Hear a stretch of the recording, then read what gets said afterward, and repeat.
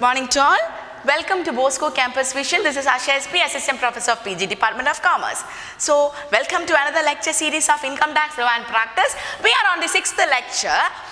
We are dealing with first module, Profit and Gains from Business or Profession. So, in the last class, we have discussed about a problem relating to profit and gains from business or profession. So, നമ്മൾ ഇതുവരെ രണ്ട് പ്രോബ്ലംസേ ആയിട്ടുള്ളൂ. So ഇന്നും നമ്മളൊരു പ്രോബ്ലമാണ് ചെയ്യാൻ പോകുന്നത്. So problem ചെയ്യുമ്പോൾ നിങ്ങൾ സ്ക്രീനിൽ വരുന്ന ക്വസ്റ്റ്യൻ ആദ്യം എഴുതിയെടുക്കുക. ഞാൻ എക്സ്പ്ലെയിൻ ചെയ്യുന്നതിനോടൊപ്പം എഴുതിയെടുക്കുക. ദെൻ അതിനുശേഷം മാത്രം ആൻസറിൻ്റെ എക്സ്പ്ലനേഷൻ കാണുക. So the question is: the following is the profit and loss account of Mr. X for the year ended 31st March 2019. Compute his taxable income from business for the year. Openings, അപ്പോൾ നമുക്കൊരു P&L account ആണ് തന്നിരിക്കുന്നത്. Opening stock 15,000, purchases 1,40,000, wages 20,000, rent 46,000, repairs of cars 3,000, medical expenses 3,000, general expenses 10,000, depreciation of the car 4,000, profit is 89,000. Then credit side, sales 2,80,000, closing stock 20,000, gift from father 10,000, sale of car 17,000 and income tax refund 3,000. So നമുക്ക് ഇവിടെ കുറച്ച് adjustment ഉണ്ട്. Number 1, Mr. X carries on his business from a rented premises, half of which is used for his residence. Half of which അത് നിങ്ങൾ എഴുതുമ്പോൾ തന്നെ underline ചെയ്യുക. Half of which is used for his residence. Number 2, Mr. X bought a car during the year for rupees 20,000. He charged 20% depreciation on the value of the car. The car was sold for rupees 17,000. The use of the car was 3/4 for the business and 1/4 for personal use. So last ഞാൻ പറഞ്ഞ സെന്റൻസും underline ചെയ്യുക. That is, the use of the car was 3/4 for the business and 1/4 for personal use. Third one is, medical expenses were incurred during the sickness of Mr. X for his treatment. Then wages include 250 per month on account of Mr. X driver for 10 months. നാലാമത്തെ പോയിന്റിൽ mister X driver for 10 months അതും underline ചെയ്യുക. So ഇതാണ് നമ്മളുടെ മുമ്പിലുള്ള question. We are required to compute income from business for the assessment year 2020-21. So നിങ്ങളുടെ മുമ്പിൽ നമ്മുടെ ക്വസ്റ്റ്യൻ ഉണ്ട്. അപ്പോൾ നമുക്കറിയാം, profit and gains from business or പ്രൊഫഷൻ്റെ ഒരു ക്വസ്റ്റ്യൻ കിട്ടിയാൽ first you have to write the heading. നമ്മുടെ ഹെഡിങ് എന്താണ്? Computation of income from business for the assessment year 2020-21. The next one is you have to write the net profit. ഇത്രയും എല്ലാവർക്കും അറിയാമല്ലോ.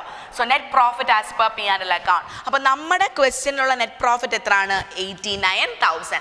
ചിലപ്പോൾ അത് പ്രോഫിറ്റ് എന്ന് മാത്രമേ തരത്തുള്ളൂ, നെറ്റ് പ്രോഫിറ്റ് എന്ന് തരും. ചിലപ്പോൾ profit transfer to capital account തരും. ഇതെല്ലാം എന്ത് തന്നെയാണ്? Net profit as per P&L account. ഇതാണ് നമുക്ക് വേണ്ട നെറ്റ് പ്രോഫിറ്റ്.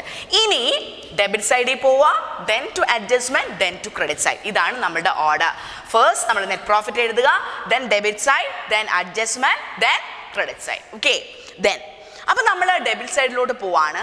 ഈ ഡെബിറ്റ് സൈഡിലെ ഐറ്റംസ് നോക്കുമ്പോൾ, ഡെബിറ്റ് സൈഡിലെ ഐറ്റംസ് വായിക്കുമ്പോൾ അതുമായിട്ട് റിലേറ്റഡ് ആയിട്ടുള്ള എന്തെങ്കിലും അഡ്ജസ്റ്റ്മെൻറ്റ് താഴെ പറയുന്നുണ്ടോ നോക്കിക്കോളുക. ഓക്കെ, നമ്മൾ ഡെബിറ്റ് സൈഡിലുള്ള ഐറ്റംസ് വായിക്കുമ്പോൾ അതുമായിട്ട് റിലേറ്റഡ് ആയിട്ടുള്ള എന്തെങ്കിലും അഡ്ജസ്റ്റ്മെൻറ്റ്സ് ആണോ താഴെ എക്സ്പ്ലെയിൻ ചെയ്തേക്കുന്നത് നോക്കുക. Okay, then opening stock business expense ആണല്ലോ, ആണ്, നമുക്ക് വേണ്ട. പർച്ചേസസ്, ഓക്കെ, ബിസിനസ് എക്സ്പെൻസ് ആണ്. Wages business expense, rent business expense, repairs of cars, okay, നമുക്ക് നോക്കാം. Medical expense, general expense, depreciation of car. അപ്പോൾ ഇനി ഇതുമായിട്ട് വല്ല അഡ്ജസ്റ്റ്മെൻറ്റും ഉണ്ടോ നോക്കുക. അപ്പോൾ നമ്മൾ ക്വസ്റ്റ്യൻ വായിച്ചപ്പോൾ ഞാൻ നിങ്ങളോട് 2-3 സെൻറ്റൻസ് അണ്ടർലൈൻ ചെയ്യാൻ പറഞ്ഞിട്ടുള്ളത്. നമുക്ക് ആ സെൻറ്റൻസിൽ കൂടെ ഒന്ന് പോവാം. Following further information is given. Mr. X carries on his business from a rented premises, half of which is used for his residence. അപ്പോൾ നമുക്കിവിടെ ഇതിൻ്റെ മീനിങ് എന്താണെന്ന് വെച്ചാൽ, അയാൾ ഒരു പ്രിമിസസിലാണ് ബിസിനസ് നടത്തുന്നത്. ബട്ട് അതിൻ്റെ ഹാഫ് പോർഷൻ അയാളുടെ സ്വന്തം ആവശ്യത്തിന് വേണ്ടി താമസിച്ചേക്കുക. ഓക്കെ, ദാറ്റ് മീൻസ് ആ റെൻറ്റിൻ്റെ നമുക്ക് പി എൽ അക്കൗണ്ട് ഡെബിറ്റ് സൈഡിൽ റെൻറ്റ് കണ്ടോ, ആ റെൻറ്റിൻ്റെ പകുതി ബിസിനസ് പകുതി പേഴ്സണൽ ഇൻകം അല്ലെങ്കിൽ പേഴ്സണൽ എക്സ്പെൻസ് ആണ്. ദാറ്റ് മീൻസ് അവിടെ അഡ്ജസ്റ്റ്മെൻറ്റിൽ വ്യക്തമായിട്ട് പറയുന്നുണ്ട് half of which is use for his residence. അപ്പം നമുക്കിവിടെ റെൻറ്റിൻ്റെ എത്ര മാത്രം എടുത്താൽ മതി? Half portion. ദാറ്റ് മീൻസ് ഈ half is used for his personal use. Personal യൂസിന് വേണ്ടിയിട്ടാണ് ഹാഫ് പോർഷൻ എടുത്തത്. That means 46,000 into 1/2 that is 23,000. Wages നോക്കണ്ടേ, ഇപ്പം നോക്കേണ്ടത് അവിടെ നിൽക്കട്ടെ. ഫസ്റ്റ് വൺ ഇസ് റെന്റ്, ഇതിൻ്റെ ഹാഫ് പോർഷൻ. ഹാഫ് പോർഷൻ എന്താ എടുത്തതെന്ന് വെച്ചാൽ അഡ്ജസ്റ്റ്മെൻറ്റിൽ വ്യക്തമായിട്ട് പറയുന്നുണ്ട് ഹാഫ് പോർഷൻ പേഴ്സണൽ പർപ്പസിനാണ്. So it is not related to business. That is 23,000. Next one is Mr. X bought a car. അപ്പോൾ നമ്മുടെ ഈ ക്വസ്റ്റ്യനിൽ ഏറ്റവും ഇമ്പോർട്ടൻ്റ് ആയിട്ടുള്ള അഡ്ജസ്റ്റ്മെൻ്റ് ആണ് second one. Mr. X bought a car during the year for ₹20,000. He charged 20% depreciation on his car. The car was sold during the year 70,000. The use of the car was 3/4 for the business and 1/4 for personal use. That means ആ car 3/4 business ആണ്, 1/4 എന്താണ്? Personal ആണ്. നമുക്ക് ഏത് മാത്രമാണ് വേണ്ടത്? Personal. Business ആവശ്യത്തിന് വേണ്ടി എടുത്ത എക്സ്പെൻസ് നമ്മളിവിടെ ആഡ് ചെയ്യോ? ഇല്ല. ഓക്കെ, അപ്പോൾ ഇവിടെ അയാൾ വാങ്ങിയ എമൗണ്ട് 20,000 ആണ്. ഡിപ്രിസിയേഷൻ ചാർജ് ചെയ്ത് 20% ആണ്. And this is applicable for repairs of car and depreciation of the car. This is applicable. This adjustment is applicable for repairs of cars. അപ്പോൾ റിപ്പയർസ് നമുക്ക് ക്വസ്റ്റ്യനിൽ തന്നേക്കുന്ന ഡെബിറ്റ് സൈഡിലുള്ള എമൗണ്ട് 3,000 ആണ്. 3,000-ൽ 3/4 എന്തിനു വേണ്ടിയിട്ടാണ്? ബിസിനസ് പർപ്പസിന് വേണ്ടിയിട്ടാണ്. അതിൻ്റെ 1/4 മാത്രമാണ് എന്ത്? Personal purpose. അപ്പം നമുക്ക് 3,000 എത്ര മാത്രം എടുത്താൽ മതി? 1/4 that is 750. Are you clear? എന്തുകൊണ്ടാണ് നമ്മളിവിടെ 1/4 മാത്രം എടുത്തത്? അപ്പം നമുക്ക് ക്വസ്റ്റ്യൻ കിട്ടുന്ന ഉടനെ ഇതെല്ലാം ചാടി കയറി എഴുതാൻ പറ്റത്തില്ല. അഡ്ജസ്റ്റ്മെന്റ് നോക്കണം. അതിൽ ഇതുപോലെ എന്തെങ്കിലും കോണഷ് ഉണ്ടോ എന്ന് നമ്മൾ ആദ്യം നോക്കിക്കോണം. അങ്ങനെയാണെന്നുണ്ടെങ്കിൽ ആ പോർഷൻ മാത്രം ഇവിടെ ആഡ് ചെയ്താൽ മതി. ദെൻ ഇനി ഡിപ്രീസിയേഷൻ നോക്കിക്കേ. What is the amount of depreciation? 4,000 അല്ലേ? ദാറ്റ് മീൻസ് 20,000-ന്റെ 20% ആണ് 4,000. 20,000 ക്വസ്റ്റ്യനിലുണ്ട്, 20% ക്വസ്റ്റ്യൻ ഉണ്ട്. ഡിപ്രീസിയേഷൻ ഡെബിറ്റ് സൈഡിൽ 4,000 തന്നിട്ടുണ്ട്. പക്ഷേ ഇവിടെ നമുക്ക് നോർമൽ കേസിൽ നമ്മൾ എന്താ ചെയ്യുന്നത്? ഡിപ്രീസിയേഷൻ്റെ 1/4 എടുത്ത് ആഡ് ചെയ്യും. ബട്ട് ഇവിടെ നമ്മൾ full amount of depreciation add ചെയ്തിട്ടുണ്ട്. ബിക്കോസ് ഡിപ്രീസിയേഷൻ ആ അസറ്റ് എന്നാണ് വിറ്റതെന്ന് പറഞ്ഞിട്ടില്ല. ഓക്കെ, ദാറ്റ് മീൻസ് ആ അസറ്റ് ചിലപ്പോൾ ആ അസറ്റ് എപ്പോഴോ വിറ്റെന്നേ പറഞ്ഞിട്ടുള്ളൂ. ചിലപ്പോൾ ആ അസറ്റ് വാങ്ങി പിറ്റേ ദിവസമായിരിക്കും വിറ്റത്, അയാൾ യൂസ് ചെയ്തേ കാണില്ല. അപ്പം നമുക്ക് സ്പെസിഫിക് ആയിട്ട് നമുക്ക് അവിടെ പറഞ്ഞിട്ടില്ല ക്വസ്റ്റ്യനിൽ എന്താണ് ആ കാറ് എന്നാണ് വിറ്റതെന്ന്. അതുകൊണ്ടാണ് നമ്മളിവിടെ ഫുൾ എമൗണ്ട് ഓഫ് ഡിപ്രീസിയേഷനും 4,000 rupees ആഡ് ചെയ്തത്. ഇവിടെ നമ്മൾ എടുക്കുന്ന അസംഷൻ എന്താന്ന് പറഞ്ഞാൽ ആ കാറ് ദാറ്റ് മീൻസ് ഇവിടെ ആ കാറ് മുഴുവനായിട്ടും എന്താണ് അയാളുടെ പേഴ്സണൽ ആവശ്യങ്ങൾക്കാണ് യൂസ് ചെയ്തത്. ഇവിടെ ഈ കേസിൽ മാത്രം നമുക്ക് ഈ ചാപ്റ്ററിൽ തന്നെ ഡിപ്രീസിയേഷൻ എന്ന് പറഞ്ഞൊരു പാർട്ട് പഠിക്കാനുണ്ട്. സോ അതുകൂടെ പഠിച്ചു കഴിയുമ്പോൾ ഈ ഒരു പർട്ടിക്കുലർ ടേം നിങ്ങൾക്ക് ക്ലിയർ ആവും. മനസ്സിലായോ? അപ്പോൾ എന്തുകൊണ്ടാണ് നമ്മളിവിടെ 4,000-ന്റെ 1/4 എടുക്കാഞ്ഞത്? കാരണം എന്നാണ് ആ കാർ വിറ്റതെന്ന് ക്വസ്റ്റ്യനിൽ വ്യക്തമായിട്ട് പറയുന്നില്ല. അതുകൊണ്ടാണ് നമ്മൾ 4,000-ന്റെ 1/4 എടുക്കാഞ്ഞത്. Are you clear? Then medical expenses were incurred during the sickness of mister X. അപ്പോൾ നോർമലി മെഡിക്കൽ എക്സ്പെൻസ് എന്ന് ക്വസ്റ്റനിൽ പറഞ്ഞാൽ നമ്മളത് ബിസിനസ് എക്സ്പെൻസ് ആയിട്ട് വേണമെങ്കിൽ കൺസിഡർ ചെയ്യാം. ബട്ട് ഇവിടെ പറഞ്ഞിട്ടുണ്ട് ബിസിനസ് എക്സ്പെൻസ് അല്ല, മിസ്റ്റർ എക്സിന്റെ ട്രീറ്റ്മെന്റിന് തന്നെയാണ് അയാൾ എടുത്തത്. That means medical expenses use for his personal use. So medical expense 3,000 add ചെയ്യാം. ദെൻ നമ്മൾ ജനറൽ എക്സ്പെൻസ് ബിസിനസ് എക്സ്പെൻസ് ആണ്. ദെൻ നമ്മൾ ഡിപ്രീസിയേഷൻ എഴുതി. ഇനി നമുക്കൊരു ഐറ്റം ഉണ്ട്, wages. So our last adjustment on നോക്കിക്കേ. Wages include 250 per month on account of Mr. X driver for 10 months.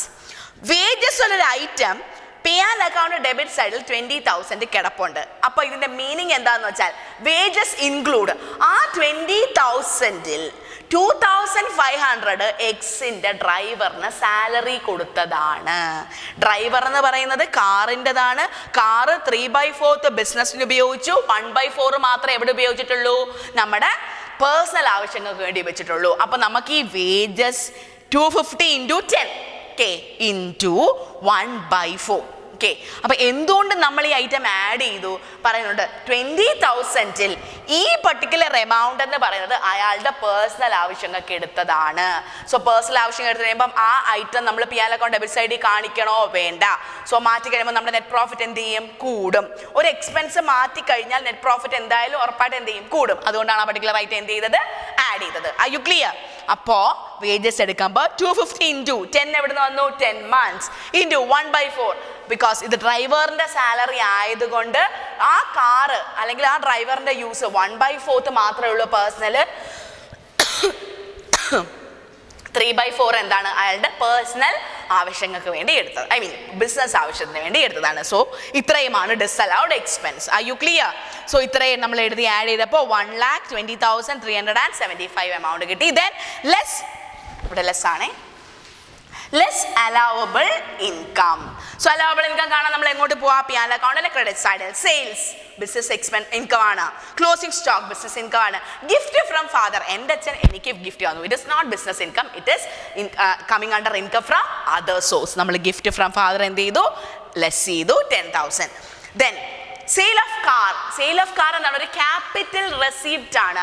നിങ്ങൾ ഫസ്റ്റ് സെമസ്റ്റർ അല്ലെങ്കിൽ സെക്കൻഡ് സെമസ്റ്ററിലോ ക്യാപിറ്റൽ റെസിപ്റ്റ് എന്താണോ റവന്യൂ റെസിപ്റ്റ് എന്താണെന്നോ പറയും. ക്യാപിറ്റൽ റെസിപ്റ്റ് റവന്യൂ റെസിപ്റ്റ് നമ്മൾ ഇൻകത്തിലൊന്നും നമ്മൾ ഇൻകം ടാക്സിലെ നമ്മൾ എടുക്കത്തില്ല. So it is not a business income. 17,000. Clear? Then income tax refund. Of course നമ്മൾ ഇൻകം ടാക്സ് ഡെബിറ്റ് സൈഡിൽ വന്നാലും ക്രെഡിറ്റ് സൈഡിൽ വന്നാലും എന്താണത്? ഡിസലൗഡ് അല്ലെങ്കിൽ അലോവബിൾ ഇൻകം ആണ്. Income tax refund 3,000. ഇതെല്ലാം കൂടെ ലെസ് ചെയ്തപ്പോൾ നമുക്ക് എന്ത് കിട്ടി? 90,375 is the income from business. അപ്പോൾ ഇതെല്ലാം എന്തുകൊണ്ടാണ് നമ്മൾ ലെസ് ചെയ്തത്? ഒരു പർട്ടിക്കുലർ ഇൻകം ഡെബിറ്റ്സ് ക്രെഡിറ്റ് സൈഡിൽ നിന്ന് പോയാൽ നെറ്റ് പ്രോഫിറ്റ് യൂഷ്വലി കുറയുവാണ് ചെയ്യുന്നത്. അപ്പോൾ ഒരു ഐറ്റം എടുക്കുമ്പോൾ അല്ലെങ്കിൽ ഒരു ഐറ്റം എടുക്കുമ്പോൾ എന്ത് എഫക്റ്റ് ആണ് നെറ്റ് പ്രോഫിറ്റ് വരുന്നത് നോക്കാം. നെറ്റ് പ്രോഫിറ്റ് കൂടുവാണെങ്കിൽ ആ ഐറ്റം കൂട്ടുക, നെറ്റ് പ്രോഫിറ്റ് കുറയുവാണെങ്കിൽ ആ പർട്ടിക്കുലർ ഐറ്റം എന്ത് ചെയ്യുക? കുറയുക. ഇത്രയും മാത്രം ഓർത്ത് വെച്ചാൽ മതി. So that's all about with the computation of profit and gains from business or profession. So നിങ്ങൾ ഞാൻ കഴിഞ്ഞ ലെക്ചറിൽ പറഞ്ഞതുപോലെ തന്നെ ക്വസ്റ്റ്യൻ എഴുതുക, അതിനുശേഷം മാത്രം ആൻസർ എഴുതുക. സോ എനിക്ക് ഒരു പ്രാവശ്യം എഴുതി വാട്സ്ആപ്പ് ചെയ്യുക. So this is Asha S B signing off from Bosco campus vision.